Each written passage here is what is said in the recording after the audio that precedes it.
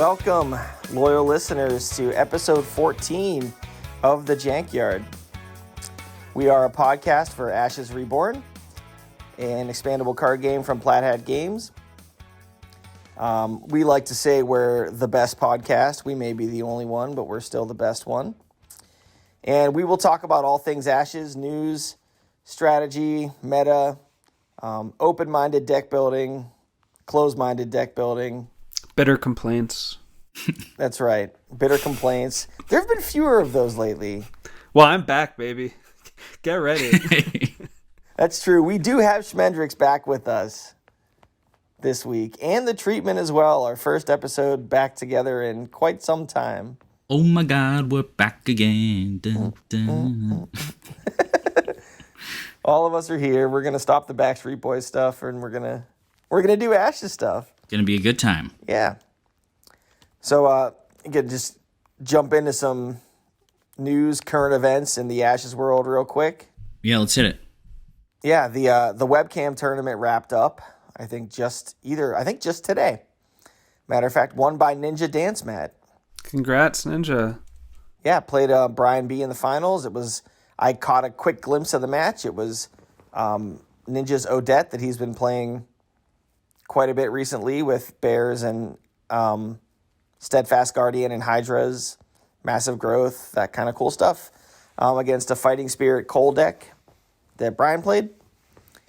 And I only saw the game for like 2 minutes, but there was a Root Armor Steadfast Guardian and a Wishing Wing and some Time Hoppers hanging around, and I had to go do something for work, and then I came back and the game was over. But just a really cool that we did a webcam tournament, I think. I wish I could have played in it, but I think that if we do another one, I'm going to try and do that. Yeah, I'll have to actually buy like a webcam instead of, I can't use my laptop for it, but yeah, it seems like fun, especially now that I got all my cards out for Red Rains. Make use of them. Webcam's awesome. Highly recommend. Yeah, my only concern would be that I finally sorted everything into pre-con, which I was like against forever. And I did it because of Red Rains, but then I would have to like tear it apart to make a deck. But I have to do that for Gen Con anyway in a couple months, so I guess I might as well just do it. I have always had it sorted by pre-con, and if you're not... one, I think it's going to be way easier going forward, as now I'm actually like acquiring things through release. But looking back, not having bought those until I bought them all at once, basically, when I got into the game, it was a real learning curve to figure out which cards are in which precons, and some are pretty unexpected. Like Call Upon the Realms, I think that's Mayoni. I'm still not totally sure. Yeah. I mean, she's core set, but like I just got the core set along with everything else, so I can't even, Right. I don't think I can name like half the cards from precons. Like I still have them sorted by type. Name a card. Let's see how we do. Close combat. Oh, that's Cole. It's in Cole. Yeah. Master set's probably easy. Plus the art. I think he's on it. No, it's Hammer Knight. Oh, it's Hammer Cover. Knight. He's in cover. He's on cover, yeah. Right. Because it used to be Spiked Armor when it was a 1.0. I want one of those challenges to come back again. You know how Charlotte was running those trivias where it's like, oh yeah, what's the flavor text on such and such a card, and you had to figure it out. It would also be cool to do it like what artwork is on a specific card. So like what artwork does Crystal Archer appear on? Do you guys know? No. Crystal Armor? Crystal Archer. I think it's on. Yeah, but is Crystal Archer on Crystal Armor? I think so. I think that's the one. Yeah, and then there's like Adept Duelist on Disengage. Yeah. I think that would be fun, but I just have it all sorted, and then when I do a campaign, I'll just pull that one precon because I'm not using. It's not like you use an entire other precon. So at the most, I'm just gonna like look through the list on Ashes Live and then pull out the 3 different cards from their section, shove them in. Right. But yeah, right now I have a whole box of just unsorted cards because I've been powering through, I don't even know how many campaigns, but yeah, it's good times. Yeah. So, that was the webcam tournament. And then we also have the Blitz Tournament, which is the pod part is over. So now we're in the top cuts. There's 6 players. Myself, the treatment, are both in the top cut, and then Carl and Wedge from my pod, and that's all I can remember currently. I think Asterix is in it. You'd think we'd have this information prepared, but yeah, probably I could pull it up. That's 5 of the 6. I thought I had it from memory. It's fun. It's so much like. Oh, I love Blitz. It's the greatest. It's so much fun. I'm really happy Wedge made the top cut, because our game ended in a really like weird timing issue that I didn't even realize, and Ashteki does it wrong.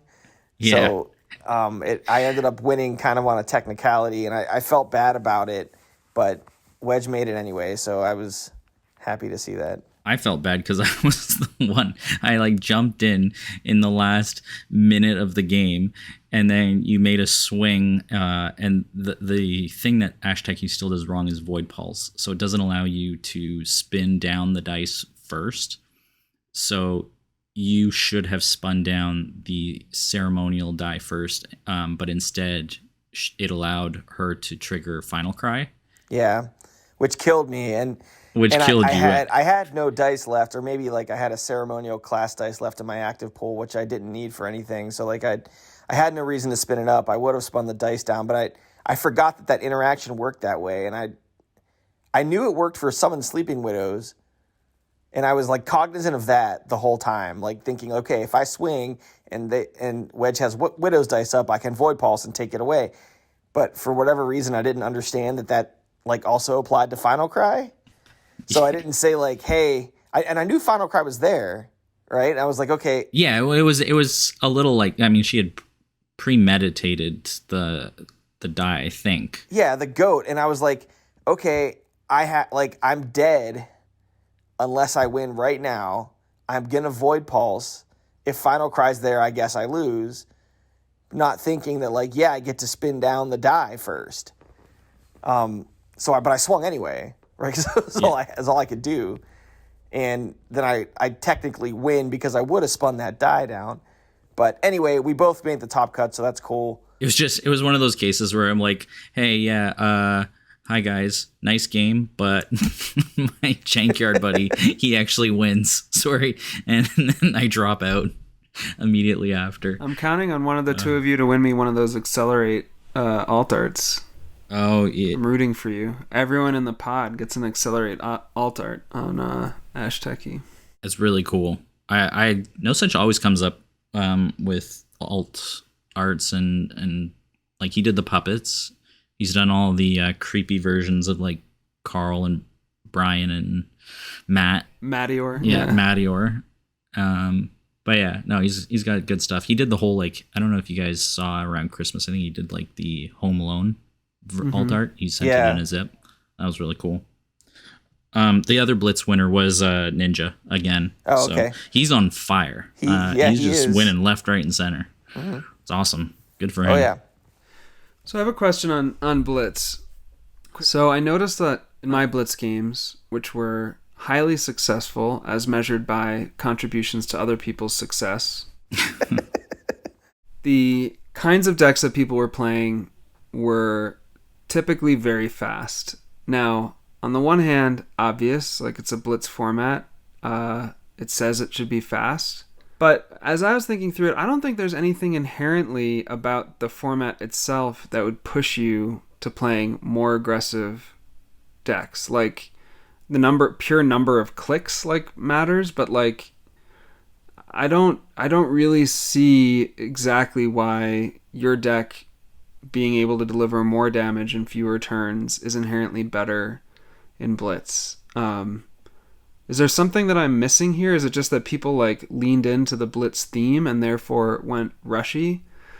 And then second question, are we just underrating rush? Because I played some rush decks that I was like, I don't see how I would, you could give me 70 minutes or whatever, and I don't know how I would have stopped that. It didn't matter that I had, 13 minutes to try and figure out how to handle it.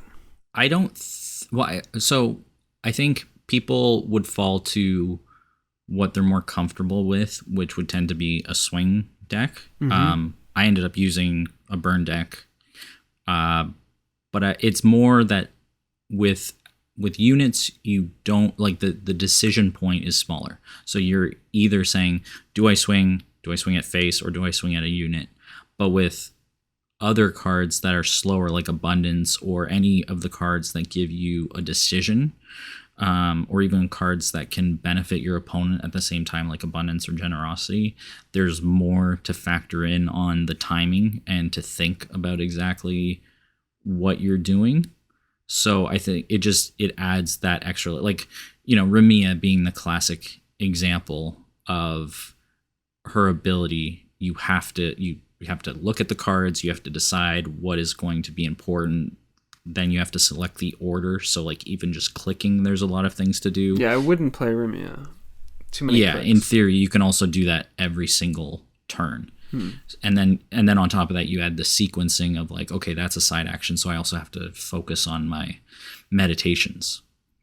But I definitely think you could play a mill deck. Like if you're playing something more straightforward like Leo, where just drop some units that naturally do their thing, and then whatever your other plan B is, like burn or swing, should be fine. I mean, so Matt was in my pod, and he did play mill. He went 2-2. I mean, he won some games. But my thought was that I don't want a deck that I don't want a deck that wants to go to fatigue, because we don't have time to get there. I mean, I don't know. Like all my games, I finished with more than 5 minutes. Yeah, and I did too, but I still don't know that even with the time I had left, unless I was playing like a turbo mill type deck, we're necessarily going to get to fatigue. I just didn't want to worry about that, I guess. And maybe you can do it. Like maybe that's possible. But I just thought I'm going to play a deck that wins in, round 3 sometime, or loses in round 3 sometime. And that way I just don't have to worry about the clock, and I'm just going to go all out. And I mean, I played a rush down deck basically that kind of goes balls to the wall. There's natural overhead, right? There's natural overhead in just more rounds. Right. What you keep, what you meditate, like every time you refresh, you have a whole set of things to revisit, and that can eat away 30 seconds here, 30 seconds there. So if you do 6 rounds and say there's up to a minute of overhead each, that's just 6 minutes of effectively doing nothing to advance your win state and just managing cards in hand and dice, and it's nothing for pushing any sort of condition on winning, unless it's fatigue. But then it's really like, I still don't think that matters. Yeah, because what how are you going to win in fatigue in 10 minutes? Probably by abundance, right? Yeah. And if you lose it, then I don't know what you do from there. Well, I had, despite my poor showing, which I blame on how many Fallen books I had to click, I did enjoy the Blitz format, and I think, in general, I love the idea of games that have a time limit, and I think there's still some more experimentation to do with the format. Like I think it was like 14 minutes each or 13 minutes each, and then 12. 13. Yeah, the top cut will be 12. Like, I think we could go 15. Like, even just a couple more minutes. It like keeps it snappy, but maybe not quite. Like, I did time out one game, and I think my opponent maybe had 30 seconds, and I literally think it was like the number of Fallen books I had to click. And I would have appreciated not having that be the thing that decided that game, but in any case, yeah, I think it's an awesome format, and as you said, No Such Method did a great job organizing, and I love all the prize support. I'm gonna parade out my self-effacing turtle guard booby prize with pride as soon as I can. I think you could go shorter. Like, I think 10 minutes is reasonable. 10 minutes. I would like 10 minutes. Yeah. Yeah, I think you can do 10 minutes. However, I think in that case, it would probably make sense to only start the clock after first 5 selection, because even just the decision once you roll the dice of who goes first is automatically putting the player who rolled the most basics at a disadvantage, even if it's like 5-10 seconds. And Yeah. there have been some games that come down to that. So if you just freeze it until first player has been selected, then you could go down to 10 minutes. And I think it would still, be a snappy game. Yeah, I agree. I like the faster format. I tend to be, I think, a player that I suffer from analysis paralysis, right? Like if I'm in a game where I have a lot of thinking and stuff to do, I'm much more I'm like more prone to making a mistake. I feel like the more time I have to think through things. I second guess and I triple guess myself, and then I do something I shouldn't do. And in Blitz, I don't have that luxury, right? I just have to go with like what my gut feel is. And I feel like I've played, I don't think I've made a ton of mistakes. I mean, obviously I make some, but like I felt pretty good about kind of the way I played.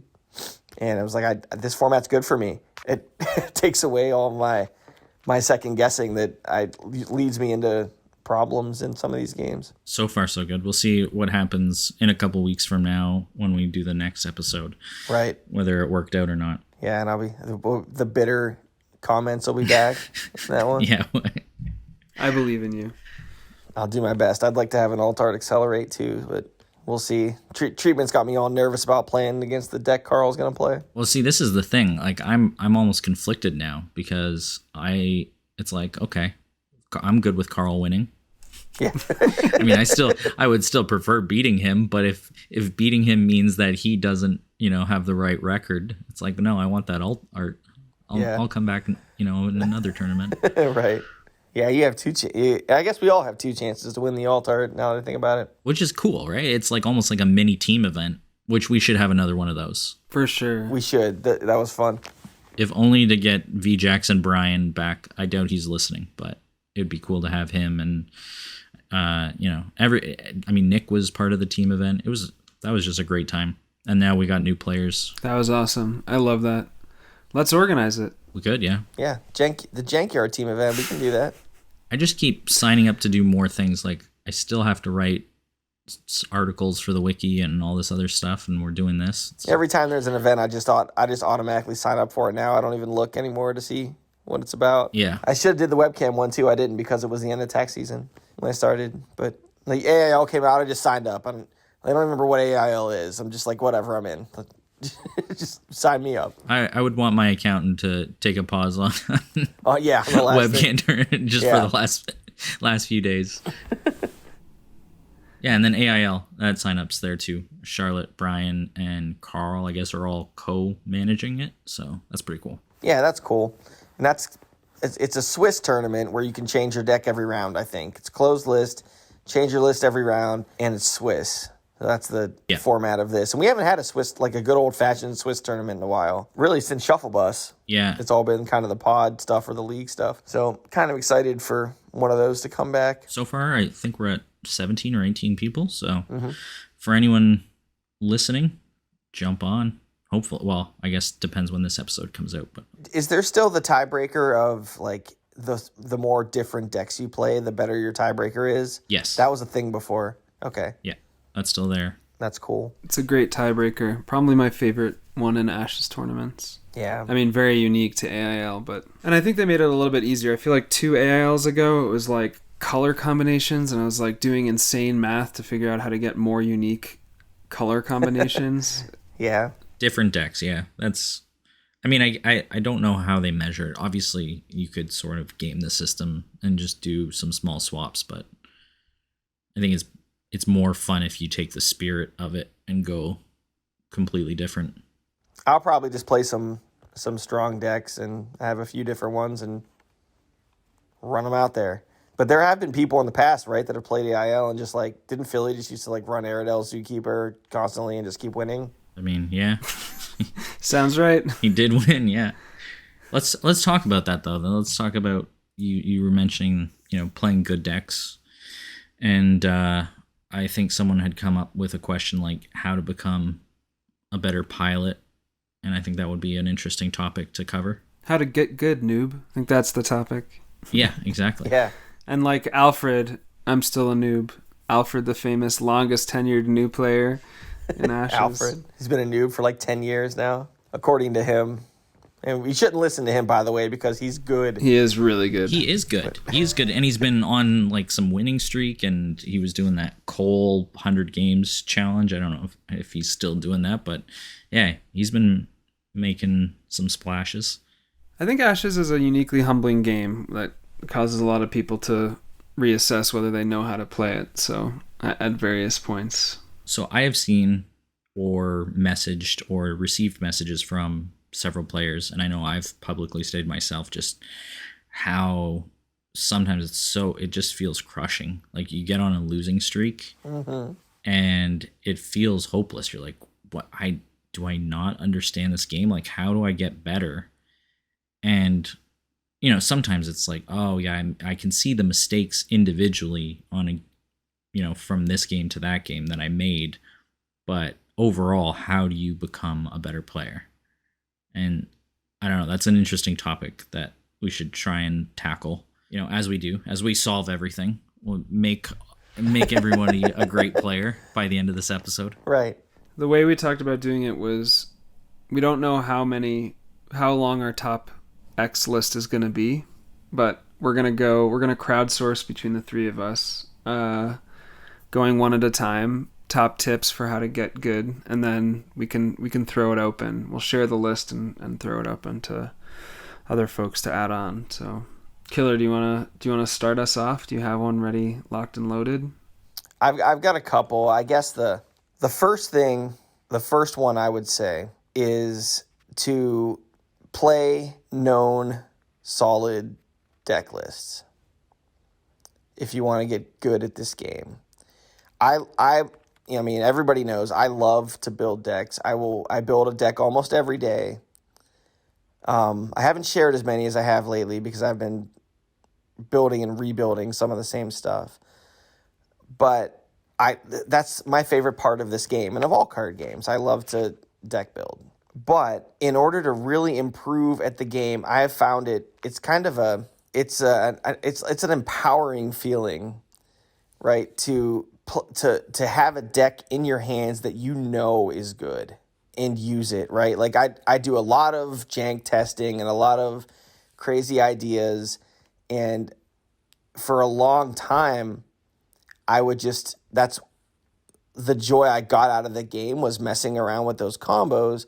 I didn't win a whole lot, and part of it was, I'm playing this weird stuff that's just objectively not as good as the strong stuff is, or I don't have enough reps with it to understand the deck, right? Or I would use it as a crutch or an excuse because I didn't want to worry about like taking a strong deck and then feeling the pressure that like, if I don't win with this deck, I know it's my fault, right? And I didn't want to deal with that. But, just eventually I just like kind of told myself, look, like if you want to win games, like play good stuff. Everybody else is. So like just do it, right? And like, put your pride to the side and suck it up. If you lose, that's fine. And understand. And it does two things for you, right? Number one, it gives you a better chance to win games because your cards are better. Like your stuff is proven and it's good, and you just have a better chance, period. But the second thing it does, even if you're not winning, when you play, like the best way to figure out how to beat something is to play it yourself and understand what it's weak to and how it can lose. And playing those decks and understanding the cards that you're used to playing against and getting beat by, right, will help you to understand how to deal with them. When you see other people beat you, right, now you can take that and apply it back when you play the deck. So it goes down to this is the Jerry Hawthorne quote. Jerry's a designer of Plaid Hat. He didn't do Ashes, but he did Mice and Mystics and some of the other games that they have. He used to be a big HeroScape player, and he would always say, play what you know and know what you play. That was his big thing, and it rings true, right? And if you know the best cards and you're playing, you know them inside and out, then you're going to be a better player.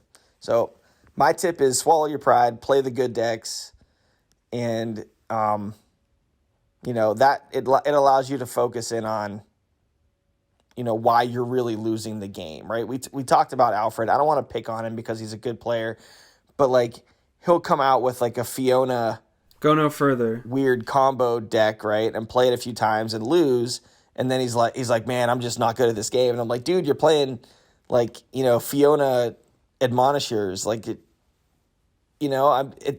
that's not your fault, right? Like it's a lot of it's just the deck, and it's just a weird combo. You haven't played it enough to understand it, and like there's just better stuff out there. So you but if it's not the deck's fault, then that's how you improve. It's right there in the name of the unit, Admonisher. It's telling you, do not play me, and yet people do.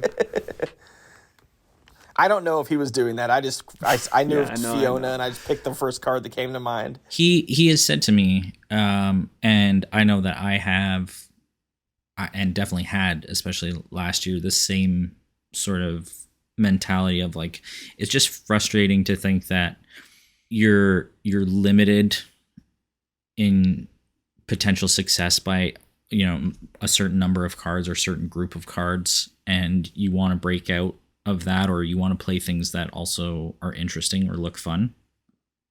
And so that's how I started. When I first joined, everyone said Noel was one of the worst, and I was like, but he's so cool, and I was determined to play and like win with him and find success that way. And I did to a certain extent, and I played it for like 3 or 4 shuffle buses.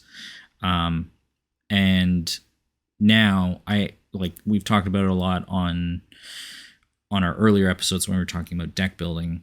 I think you can still have fun with all kinds of cards, but it's about finding a solid core or solid deck, and then finding ways of introducing those cards, or at least only using a couple of them, like a small synergy, instead of trying to do like an entire deck of all kinds of different cards. Like start with a deck of like 25 really good cards, and then introduce the 5 ones that you're interested in experimenting with, and finding what works and what doesn't, or what could support it. Because that way you're starting, like you said, with something good and introducing new variables, but a smaller subset of them, and then you can experiment that way. Can I build on that one Yeah, go ahead. So it was precisely along these lines. I've also found myself building fewer decks lately, but I think one of the other big benefits of playing the really strong stuff is it also gives you a feeling for what a really good deck feels like to play. And I love the point that Killer made about what it feels like when an opponent is pushing on exactly the weaknesses of a good deck. Those are both really important pieces of information. But as someone who really likes deck building, I think what I've been pushing myself to do is, instead of trying to come up with entirely new ideas, I've been thinking about it like writing haiku instead of novels. Like just really try and zero in on a very narrow idea, or take pleasure in the nuance of trying to improve a deck concept that's already feels strong, which is a less, like on its face, a less expressive opportunity. Like there's less personal expression there to say, I'm going to make Drain Vitality good or something, or I'm going to open everyone's eyes to this combination that people have been sleeping on. But I also think it's where a lot of the pleasure in the game comes from, is like, can you figure out which cards to tweak for a given meta in a deck concept that's already really strong, and play it enough to really feel like that's starting to make a difference in outcomes for that deck. And I'm not there yet. I'll say, like, I think I still, if I sit down, or I still find myself when I just do build a deck, in the things that inspire me are like big ideas, and not really, oh, I just came up with exactly the one card swap that will improve like JK's Brennan for the new era of, the meta. But I do think that's that's very inspirational to me, seeing the way JK really made a series of relatively small changes to his deck over time. I think that's where to look for improvements. So yeah, my tip would be, once you've got a good deck that you're starting to get familiar with, see if you can find pleasure in making small changes to that deck. Constrain yourself, like with the 5-7-5 syllable structure of a haiku, to say, I'm going to change just a few cards in this deck to see if I can improve it. Yeah, well, I mean, it's like, I don't know, the adage or the saying, you need to know the rules before you break them. So you start there, you start with something that is a known entity, and then by branching out, that's where you find why something worked, right? Because that's the other thing, is if you're newer, but even if you're not, if just, a deck comes in some tournament and it's like, oh wow, this was incredible, you might not immediately understand by looking at it and just assessing cards at face value why it worked so well. Because things like the draw each round, or the ability to spend dice, you can math it out to a certain extent, but through repeated plays with it, you find what works and what doesn't, and the synergies and the answers that are provided. Like, sometimes it's really hard to assess why there's a one of in a deck. It's like, what was this possibly for? And then you face the matchup, or you face a situation, you're like, oh, okay, I don't want to see this multiple times, but this was the perfect card. And that's hard to assess.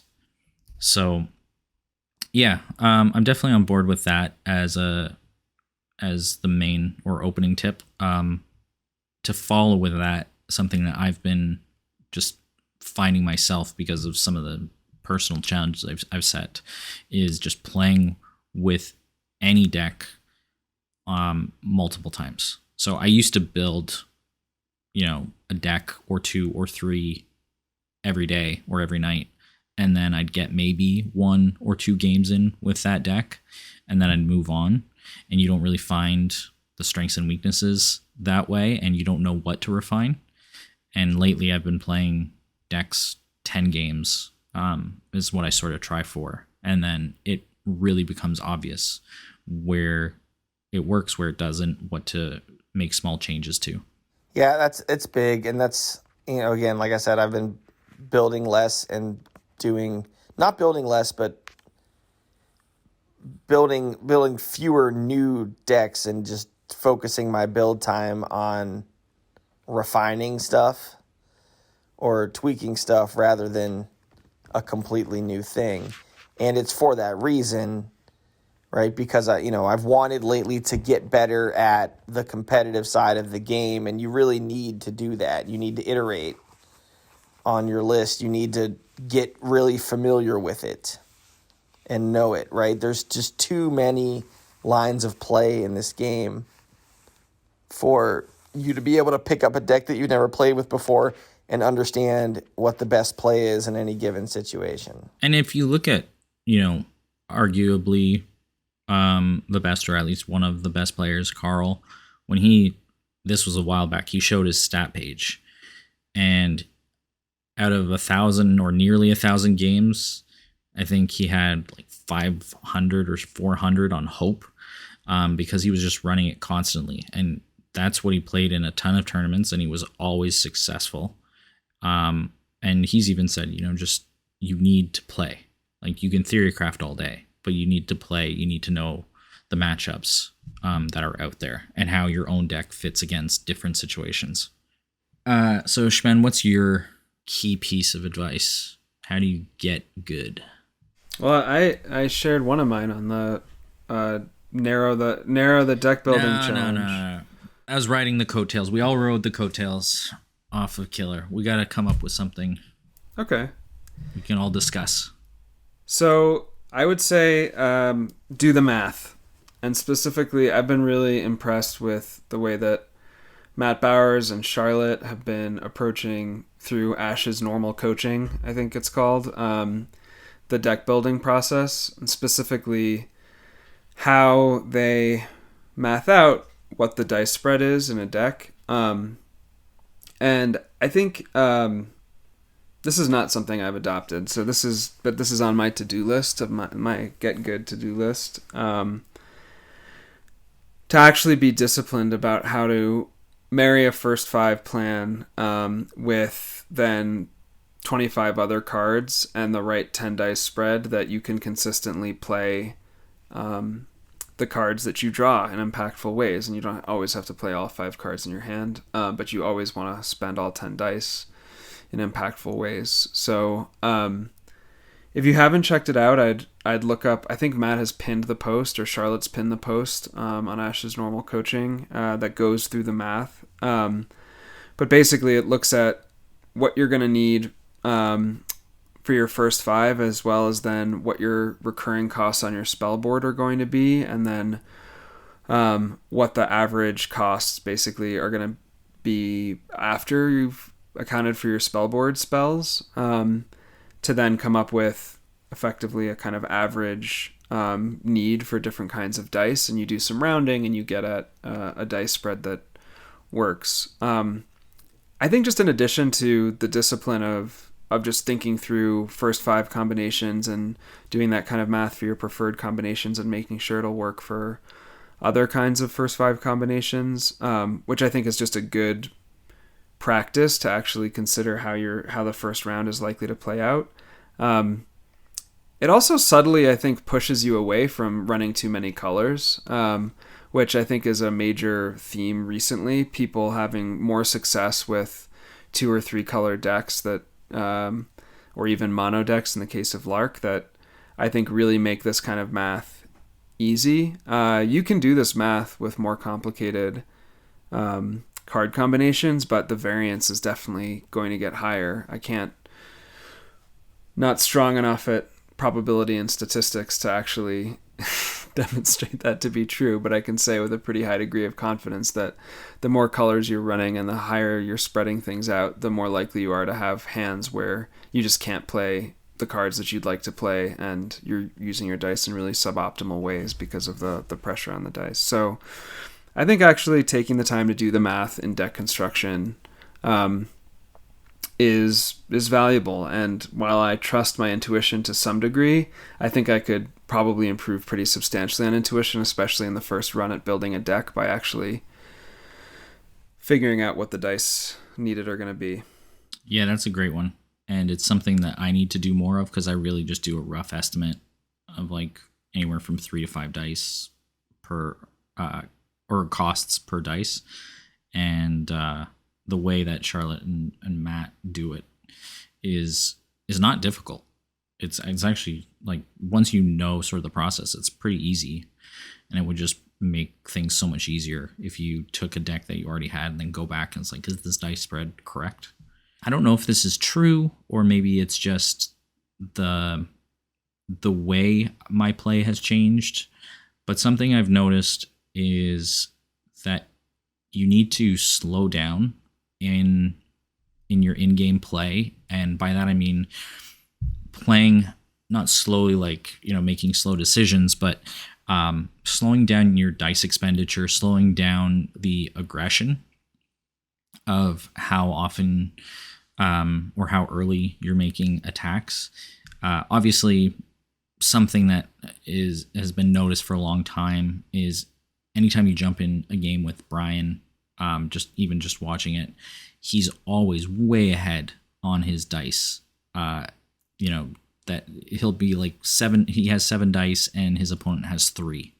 And it's like, it's just amazing to watch, but it gives you so many more options. And I've watched, like, you, Spendrix, I've watched you play, and you have a really good ability to just sort of conserve and be really efficient with your actions or with your passes. And passing is something that not a lot of new players appreciate, in terms of the tempo that it can give you by stretching yourself over the round. And then, you know, once your opponent's out and you have multiple actions left, you can do anything. It's kind of like chess that way, where the first person sometimes to strike or to start the chain of events ends up behind, because you run out of things that you can do, or you put yourself into a corner. And so there are obviously decks, aggro decks, where you just want to swing big, swing fast, and then follow up with burn. You have to know what those decks are. But I have found myself just trying to take more time in sort of trickling out my cards and my actions. Yeah, I think that this metagame specifically really kind of shines a light on that principle. I was going to bring that up as my next thing, right, was patience. It was what I was going to say, but you just said everything I was going to say in mine. But, I mean, it, especially in this meta where we have, it's, that we've taken the top fast decks, right, the Brennan Burn, the Hope Creeper, the stuff that overwhelmed everybody, those are gone. And then Chant of Transfusion and Phoenix Attendant get introduced. And, we talked about it last episode, right? The metagame just immediately, kind of grinded to this halt. Not a halt. There's still fast decks out there, and Blitz is proving that, I think. But it's definitely a lot grindier than it was before. And that just rewards these patient plays so much more. Like, you have the player that's more patient now has the time in a lot more matchups to slow down on their dice spend, make an attack instead of summoning a unit, or take a passive main action. And what I mean is not pass, but summon a salamander monk or summon a 3-eyed owl. Or that's been my favorite one lately, is 3-eyed owl as the punt main action, basically. Yeah. Where you don't know what you necessarily want to do and you want to see what your opponent has. So I just slap the 3-eyed owl out there. And it's I try and save 3-eyed owl usually for later in the round, because I want it to survive, because that's when it gets to do its thing.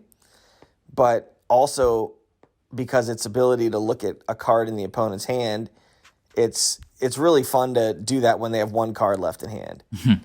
Right? And I've done a lot recently with a couple different owl decks. So you play the owl, I know what's in your hand now, and now I know every option that you have, right, for the rest of this round. Right. So I try and kind of hold the owl until later. But because I do that, it's typically available to me to summon, because I don't do it early.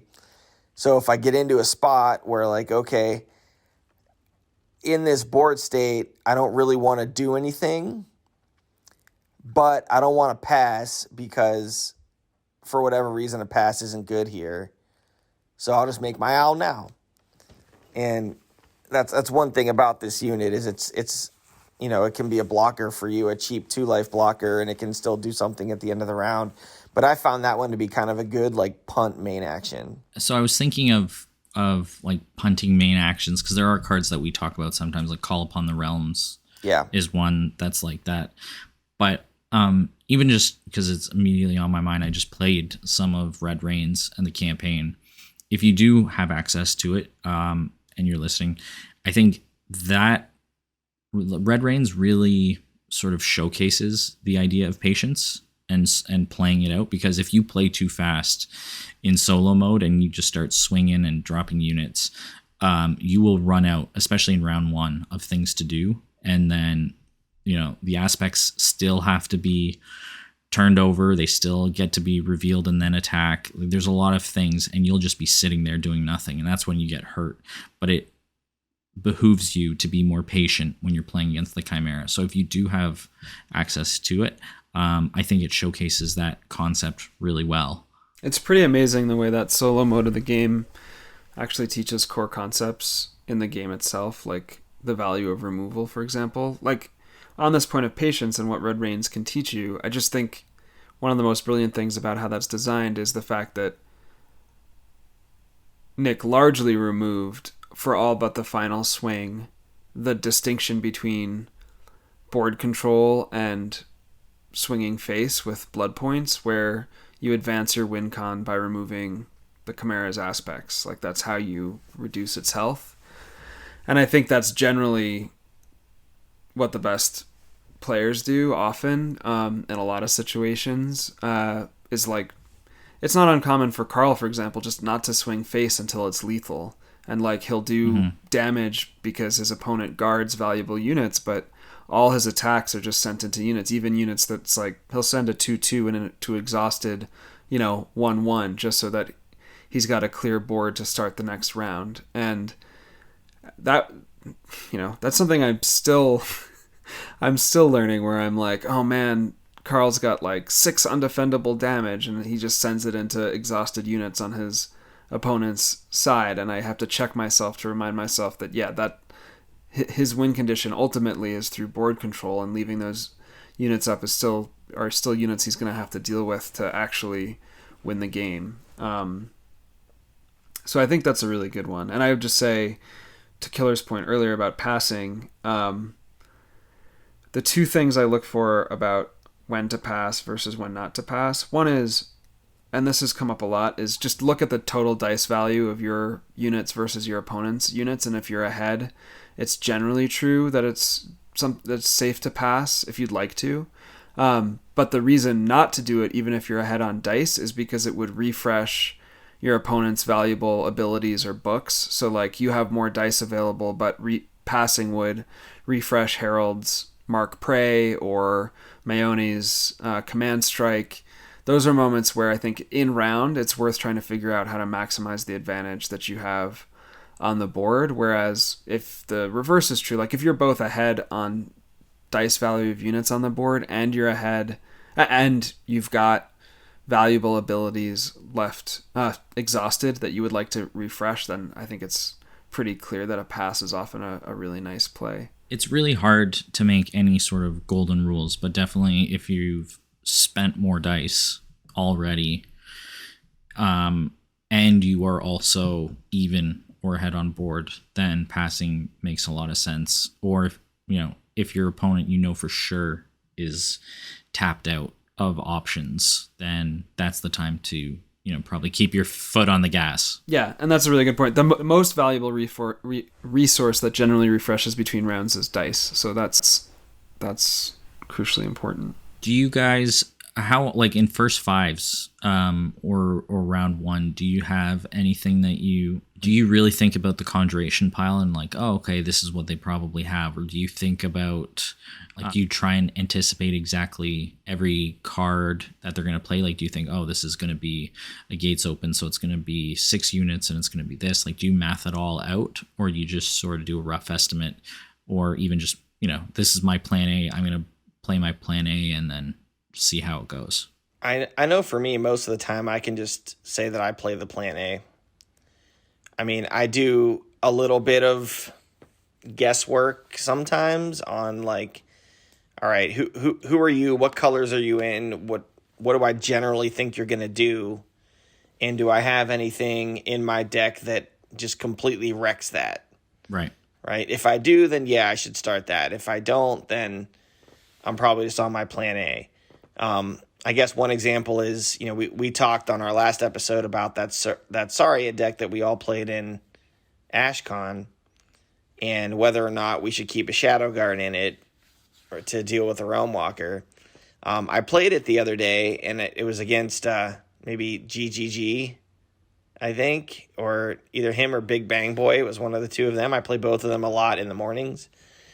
And I played that Saria, and I was up against a Symboli that was in Illusion in Time. So I said, okay, this is the time where you start the Shadow Guard, right? So I opened the Shadow Guard, and they opened the Realm Walker.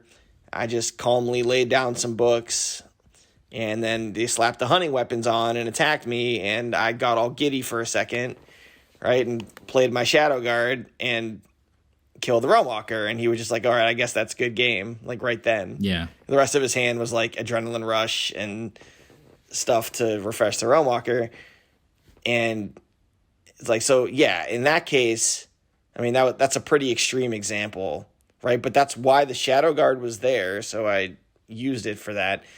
But generally, it's plan A, but I want that plan A to be a really good plan A. And it's the mark of a good deck where you have a very, very strong first fives.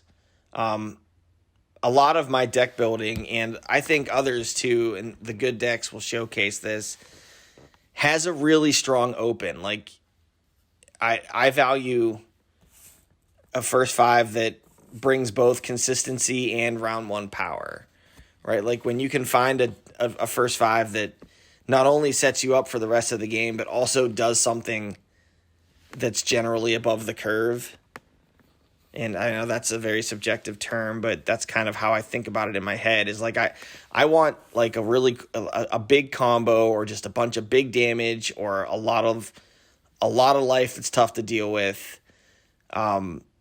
Stuff like that I can throw out there in round one. And as long as I feel like I have a really strong plan A, I'm not too worried about the conjuration counts and that kind of stuff. I mean, I'll, like I said, try and just look at the dice and the Phoenixborn and get a general idea in my head of what's coming, but I'm not deviating too much from my plan unless I've got something that I really think blows the game out. So hashtag Unchained Meteor is what you're saying. Yeah. I think that's a really good one. I've come around to this idea. When I was playing the Realm Walker Realm of the Absurd deck, actually, I got really obsessed with it was in a period when I was really obsessed with first round counterplay, and I actually added Ice Trap to that deck as I was going through all of the potential responses to this combo that were problematic specifically for Shadow Guard. And I never played a deck that featured Shadow Guard because at that time that was not a very common card at all. But what I've come around to now is like, it's nice when I have multiple first fives that I think are pretty powerful, but like, I think if I feel like I need to change more than 1 to 2 cards for any given first five against any given matchup, that's actually pretty problematic. Like, I think that indicates that my plan A might not be strong enough, and I'm really pretty highly dependent on making the right calls in the face of an opponent's deck, and like, that can go badly wrong. I played Asterix, Symboli on Illusion, Divine, Time, Nature. I was like, this looks like hunting weapons Realm Walker to me, which was surprising and interesting because Asterix, I think, has gone on the record that he doesn't think very highly of that deck. And it was not, in fact, any of those things. It was like something completely different. But I played around first round sequencing predicated on that. Now, it was with this Herald deck that we've been testing, which is strong enough that it didn't really matter that I was kind of rushing units out to make it a lot harder for any kind of Realm Walker shenanigans to function. And I ultimately was able to pull out a win in that game. But like, that's the kind of danger when you don't have a strong enough plan A and you're flexing first fives pretty hard to read your opponent's matchups. It's like you get those reads wrong, and maybe it's different in an open list game versus a closed list game, but I still think you want to be the one whose first five demands answers. And if your first five doesn't demand answers in the first round, I think you are on the back foot from the very first turn, and you're in a really dangerous spot. Agreed. Yeah. I have more anecdotes and memories of games, especially in tournaments with open list, when I tried to do the counter, first five picks and sacrificed what was my strongest open, just because I thought, oh, well, if they play this, and you get into the mind games, and then you all of a sudden second guess yourself, and when they don't play what you thought, or even if they play something else, it just all of a sudden puts you on the back foot, because you're like, shoot, now I'm not on my plan. Now I hope I draw into my plan, by round 2. And I haven't set up my own threat because I was trying to counter their threat immediately. And that's why usually, a first 4 is what you sort of aim to have, and then that fifth is the flex. Maybe it's if you expect swarm, you have a Nature's Wrath or something like that. Or multiple ping units. If you think it's a knight, you pack some sort of removal, fester, 2 shadows, whatever. But you have to have at least your core idea and not. I find more success not deviating from that.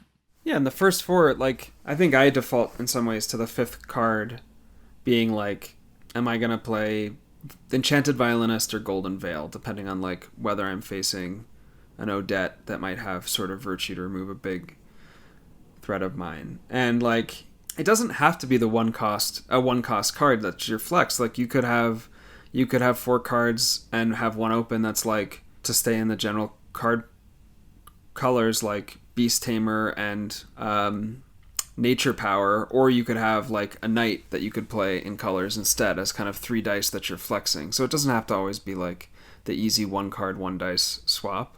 I do think, just to give another thing that I need to get better on, and I think is a consistent way that to get good, is testing with a high degree of intention, and especially testing first rounds. So I think it's very true that your first 5 selection probably doesn't depend much on what your opponent's first 5 is if you've developed a strong deck with a clear plan A. However, I think sequencing is hugely important and hugely dependent on your read of your opponent's first 5. Like, you do not want to necessarily be, well, when you could first 5 Meteor, you don't want to be spamming units in the face of a Meteor, or like if you think you're facing a gates open and you know that that's going to pressure your units, aggressively passing early on so that you could potentially get value, say, on your own Nature's Wrath that you've first 5, like, and then testing those sequencing choices, I think, in the first round over and over again, or at least a few times, I think is super, super important.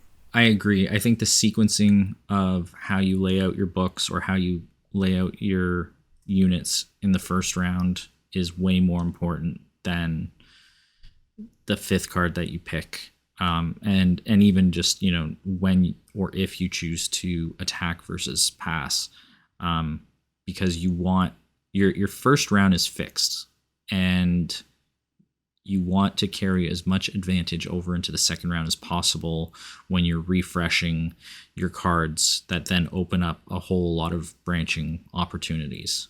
I was going to say that something else that I don't do, and I should, because I think it's really good, is recording my own games and watching them, because it is way easier as an observer to recognize or see mistakes.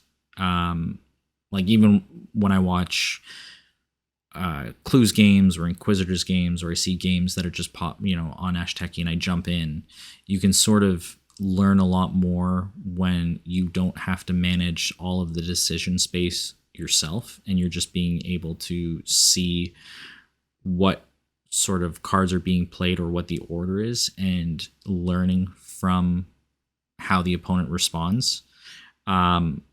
Versus when you're in game, you already have your own stress and you're thinking of like, oh, what is left in my deck and what do I have to worry about? So if you record your games, then you get to watch those back and be like, oh, this is what I should have done. And in that case, it's also a deck you have, so you know whether you need to refine it or not. But watching other players' games all the way through can be really helpful. And I think I've learned more watching tournament games, Carl's games, Brian's games, whoever is just online. You both of you guys, when you play, I think I learn a lot more that way, because I just don't have simply the ability to crank out as many games like in a given day or week. But I can hop in for 20 minutes and catch, a few rounds. Yeah, it's a good point. I mean, you're being a student of the game, really, right? And I mean, that's how you get good at anything. Mm-hmm. Is watch and try and observe and learn. And so, yeah, I'm with you. I learn a lot from watching, also playing against the good players as well. Like there used to be a little bit of an intimidation factor in jumping in a game with someone that's really good. And I mean, there used to be that for me. I'm not really like that anymore. I've just gotten over it. That's because you're one of those top players. You're like the top 4, top 5. Yeah, but it still doesn't, it doesn't feel that way. Yeah. To me, right? But like I know I guess what I'm saying is I felt that like pressure, Mm-hmm. and I think other people feel that way. Like it's not as I don't know if I want to jump into a game and just get crushed. Oh yeah. But like it's like that's how you learn. Like it's you just gotta I don't know, just gotta bite the bullet and do it. And I just like offered myself up, right, as a sacrifice to those people sometimes. Like, here, just kill me and show me what I'm doing wrong. And all the Ashes players are awesome and nice too, and they'll all talk to you and like, I mean, get in the game, chat about what's going on, right? Like when I play Brian, I just played him a little bit ago, and I'm like, in game, like I do something and then I immediately regret it. And it's like before he's even acted, I'm like, oh, that was bad. I'm typing in the chat, and maybe it's just I do that with him a lot. Maybe it's just because he's so good at like if you make a mistake, he's gonna like capitalize right away. And it's very clear when you do something that you shouldn't have done. But maybe some of that is just I'm learning because I'm playing more and getting better at the game. I'm learning to recognize my mistakes faster. But I guess maybe that's a point of mine. Just play against the good players or reach out to them, right, and ask them things. And like our group, right? We've been kind of group testing. It's just cool to bounce ideas off of people and get their take on things, right? Like Schmendrix, you suggested Meteor in that Herald deck today. I put it in. I played a Meteor. It was very instrumental in the game that I won. And like Flora and I have a DM that's always open. That's just basically like Aerodel. It's just how do we make Aerodel good right now? No surprise there. And we're talking about that all the time. Brankus and I talked about. Yeah, could you stop? Can I? No. Yeah, like Jesus, stop making decks that she just crushes everyone with. Aerodel's good though, and she's my favorite Phoenix Born, so I want her to be good. And Flora's great, so more power to her. Yeah. Yeah. But like Brankus and I went back and forth on Brendan Byrne when he was, in that tournament that he was in.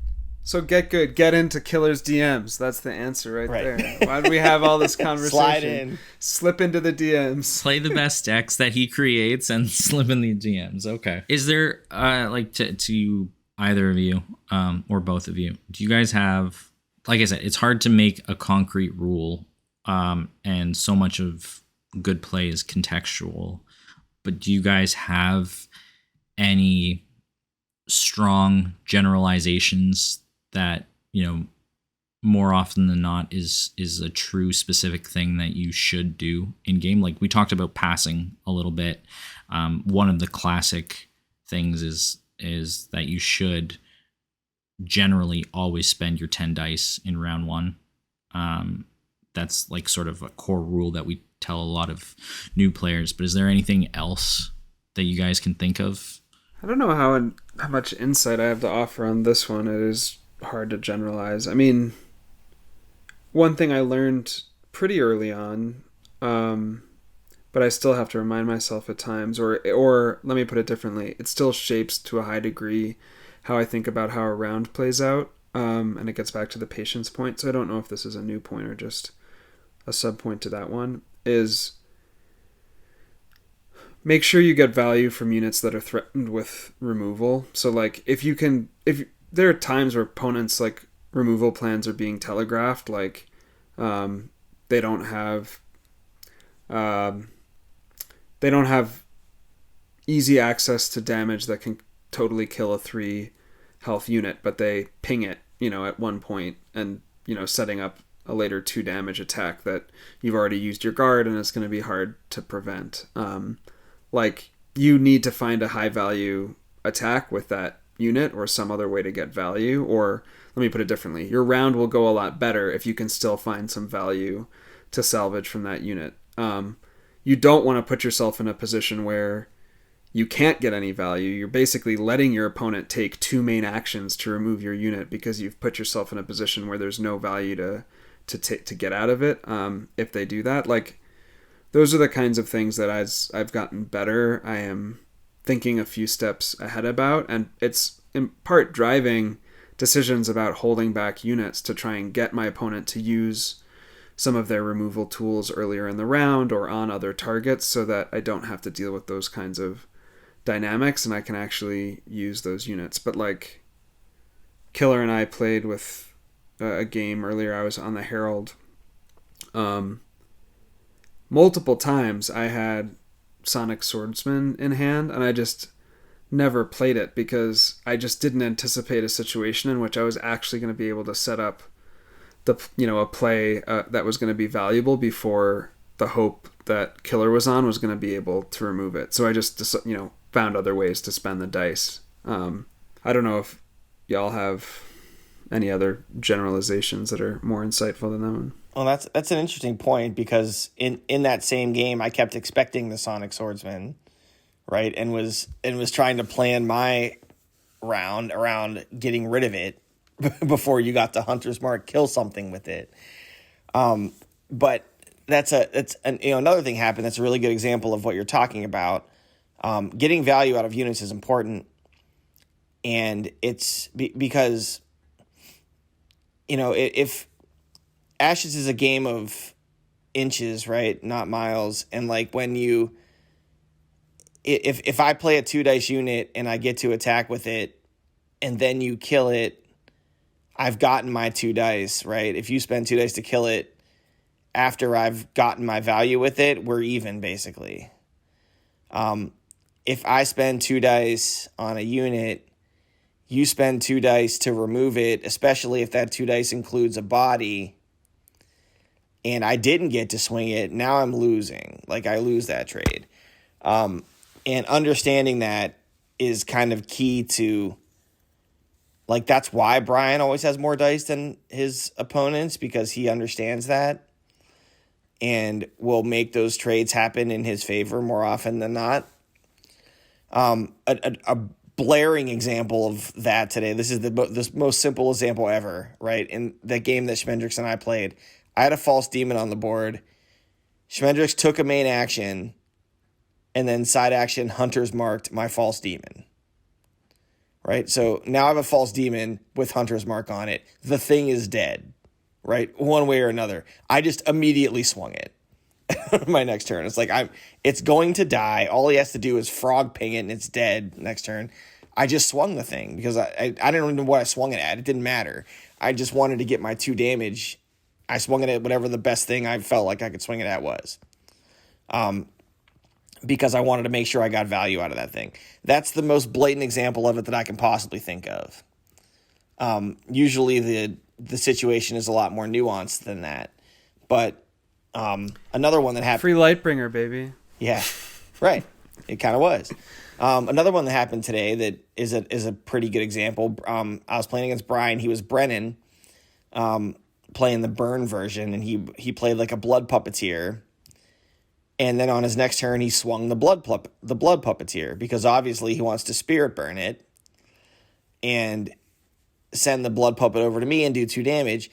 But he wants to get the 1 attack value out of the blood puppeteer first because you doesn't have to be unexhausted. So it's just little stuff like that can be really important, and it's just something you don't want to forget about. And it's tough to anticipate the removal a lot sometimes that might be coming for you. And that's where, experience with the card pool and, what available options a player can possibly have in his hand to remove your stuff comes in. The more knowledge you have about that, the more likely you're going to be to swing that unit before it gets ping festered or whatever the removal option happens to be. It's specifically impossible for me to predict survival of the fittest, which seems to continuously just absolutely Asterix. blow me up. Yeah, Asterix got a huge one on me when we played. Yeah, he's the only person that plays that card. So that should probably be changed. It should probably change because it is like that's such a cool card in the card pool. That's a card that removes everything that doesn't have a damage, an exhaustion, or an alteration or a status token on it. So.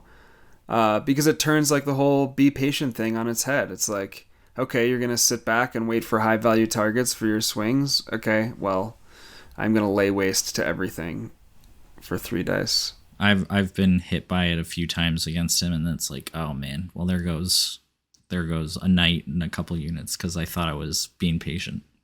I have a couple. Interested to hear you guys thought, because like I said, I've been thinking, I think just before my vacation, I said I was going to start writing up some strategy tips on the wiki. So some of these are just floating around my head.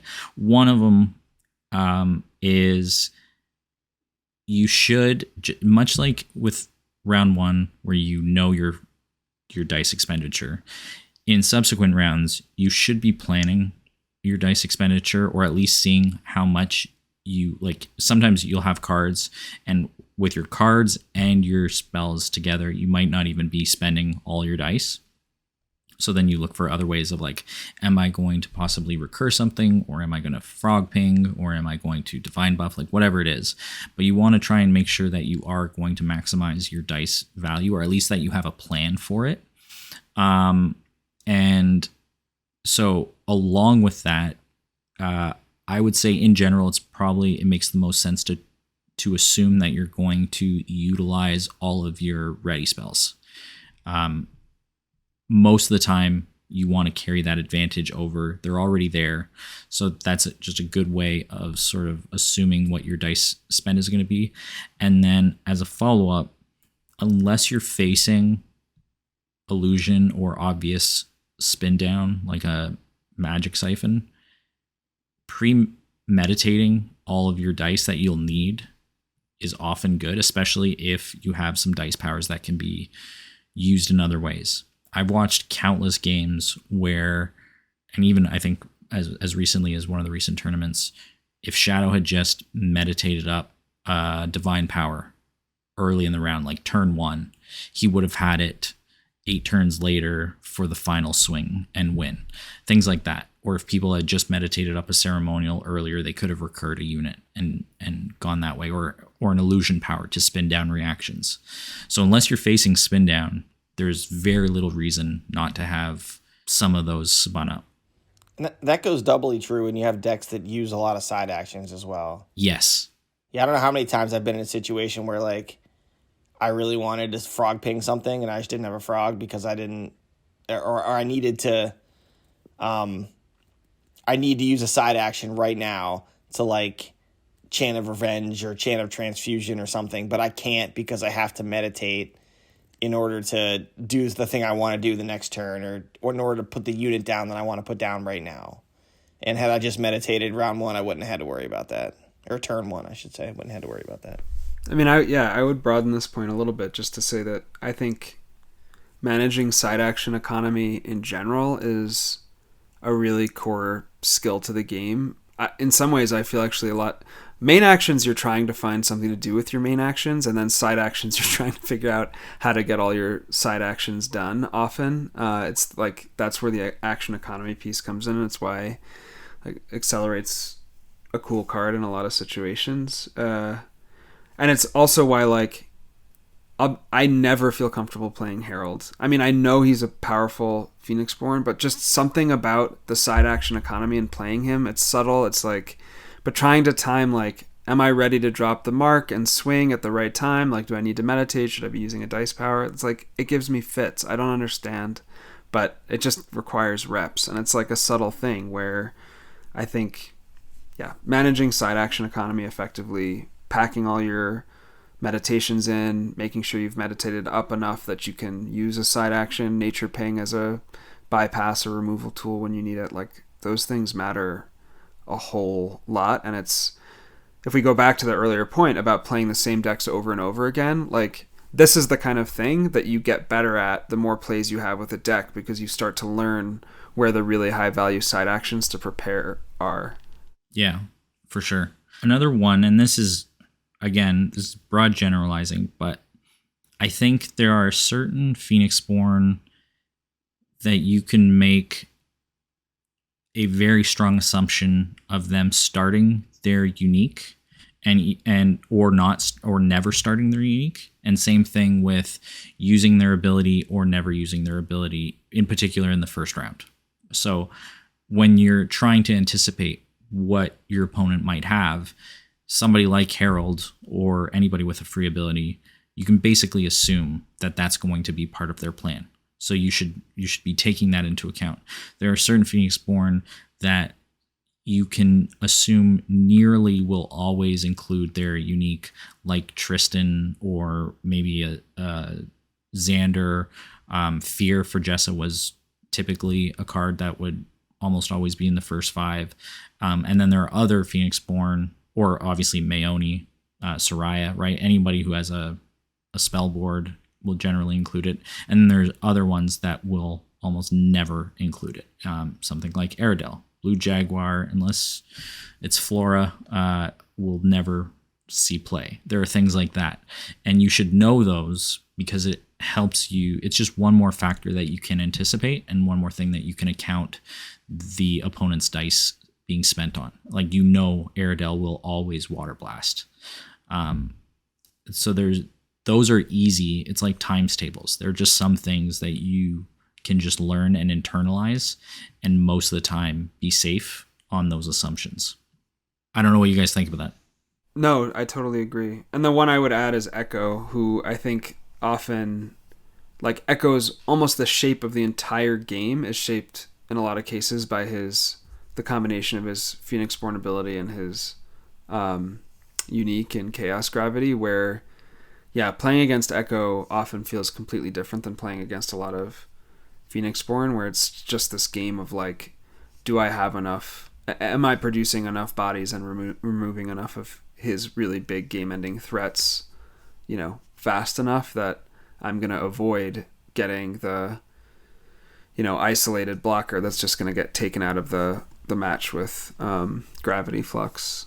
I agree. And, Odette's another one that often starts her unique because she can use it 2 different ways. And it's almost always good to have it. Sword of Virtue, yeah. 2 dice, either remove all tokens from your unit or just destroy an opponent's unit. Right. She can usually find something good to do with it, so it's almost always in the first 5.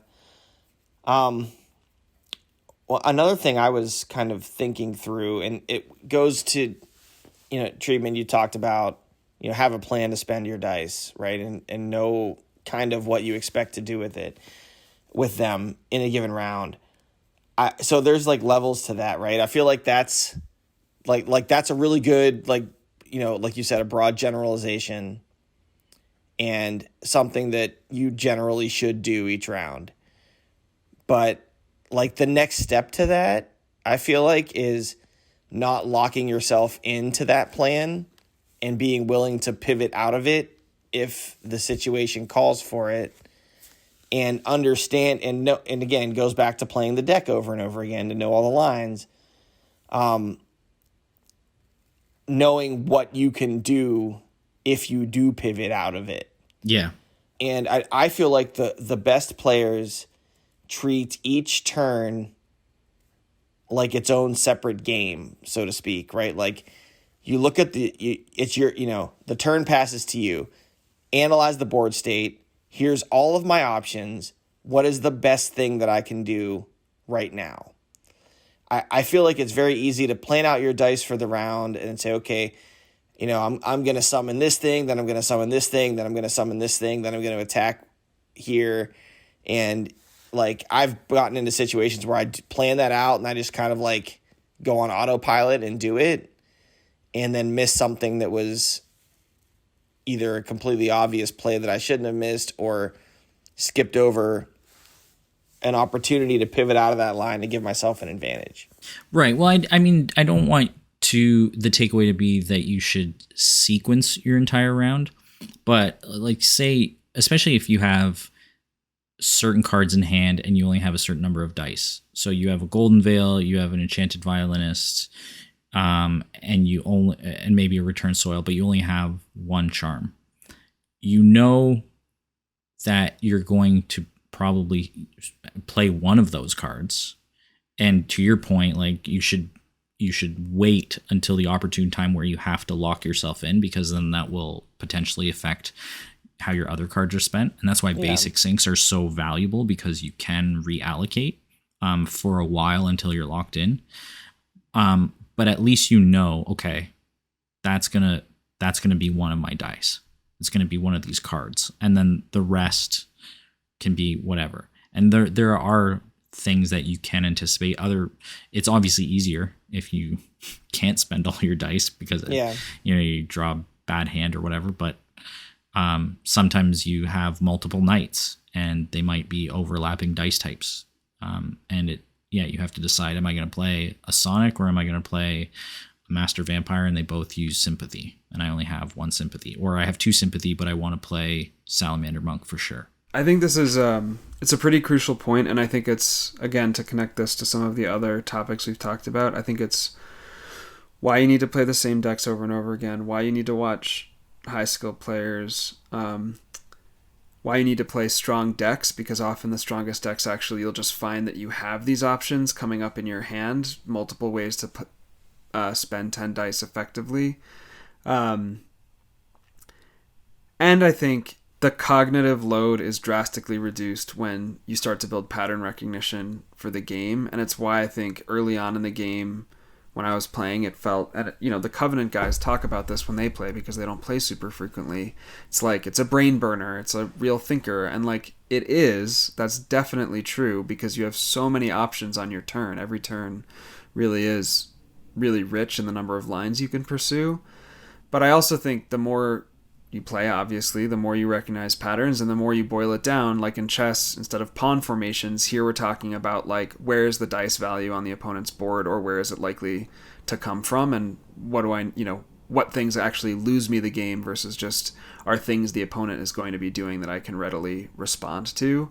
And I think that just drastically simplifies the number of options. There's still opportunities to pivot, but in truth, I think, maybe in a round there are a couple moments where like there are hugely important pivotal decisions, but a lot of the rest of the round, like you probably can stick fairly close to a plan, or at least a plan that's that is being informed by the pattern recognition on your opponent's side.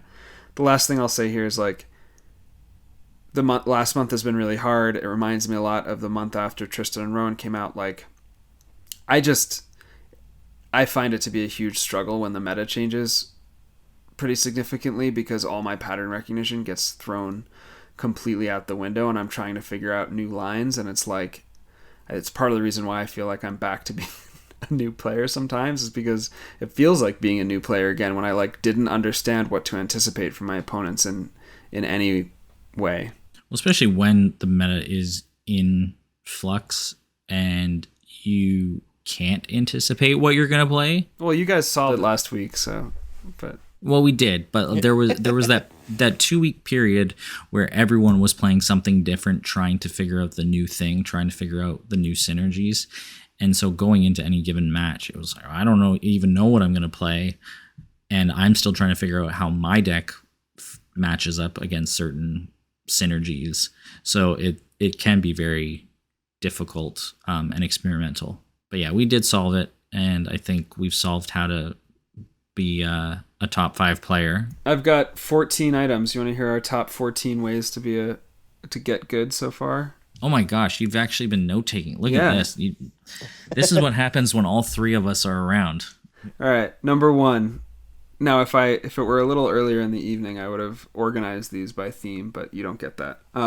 Number 1, play known good decks. That was from Killer. Number 2, I'm going to give myself credit for this one. It's an extension of that one, is write haiku, or, take pleasure in building decks with nuances instead of taking big swings on new decks. 3, the treatment. Play with a deck consistently. 4, do the math. That was Matt and Charlotte shouting out Ash's normal coaching. 5, slow down in game play and play with patience. And I think that was treatment and killer. 6, play plan A and make sure that your best first 5 plan demands a response from your opponent. And that consistent round 1 power is the goal. 7, test with intention, especially first round sequencing. And we agreed that in a lot of cases, sequencing in the first round actually matters more than the selection of your 5th flex card in a first 5. 8, watch gameplay, yours and other high skill players. 9, play against the good players. 10, pay attention to value in trades. 11, plan dice expenditures for a round. 12, manage your side action economy, so that's like meditating all at once. 13, always know your opponent's unique and ability. That's actually one I wrote down in a notebook I kept of Ash's games early on because I kept forgetting and getting surprised by it. And then 14, prepare to pivot in the round. So know where your pivot points are in your plan for the round. So 14 easy steps. We should get to 15 though. 15, that's a better number. If you're in nature, have a frog up. That's 15. Okay. I'm serious. This is true. This is something I've noticed, like watching Carl and Brian, specifically those two. Right. I feel like they always have a frog. Always. Yeah. If they're not against a Dreamlock mage, there's always a frog there. But it makes a lot of sense, and here's why. First of all, it's the best dice power, period. Second of all, if you pass into them, right? If you pass into a player that has a frog up, they always have the option to side action frog, main action pass. And that's very strong, right? Just that play in and of itself. And it's just, I like, if they're not against a Dreamlock mage that's going to constantly just spin the frog right back down, I feel like every time that they take a turn and don't have a frog showing, the side action is always meditate frog. That's a good one. Maybe it's not just a blanket, always have a frog showing, but like it's more of, I don't know. And maybe it is. Just have frog will travel. You should have a frog, right? If you're in nature, have a frog ready because you're probably one way or another you're going to get use out of this stupid thing. In a lesser way, but still that isn't important in terms of mind games, is if you always have a charm power up, right? If you always have the snake. But frog power is always good, or almost always good. But so. I mean, really, that side action frog, main action, and the round pass, is like that's a threat that you have. Like if you want to like aggressively pass, you have to be worried about that if there's a frog showing. Yeah. And if there's not, it's easier to make that pass. If they don't have a side action to like do something to your board and then pass behind you. I'll offer one that's less, one closing one. Okay, this is the bonus round. This is bonus round. Okay. So this is not going to be tactical, but I'll just say no shame in losing ever, basically, and don't give yourself any excuses for doing so. Like, I think that's something we've talked about a lot, about mindset and exploring to what extent our love of jank is actually just a fear of failure in disguise. But I think that goes hand in hand with also just like giving yourself a lot of grace. This game's really hard. The best players find it incredibly difficult, or at least that's what I tell myself. And it's just, you're going to experience losing streaks. Like, if you want to get good at this game, you're going to experience a lot of losses. And that's just the nature of the beast. And you have to give yourself a lot of grace in doing so. For sure. And it happens at every level. That's way easier said than done. Way easier said than done. No, it's really hard. Find yourself some friends who will buck you up when you're feeling blue. This game, I mean, I think any competitive thing gets into this. But this game for me, I don't know, it's just kind of brought all that out. Whenever I have a loss, like a big, like crushing loss. And you've had so many.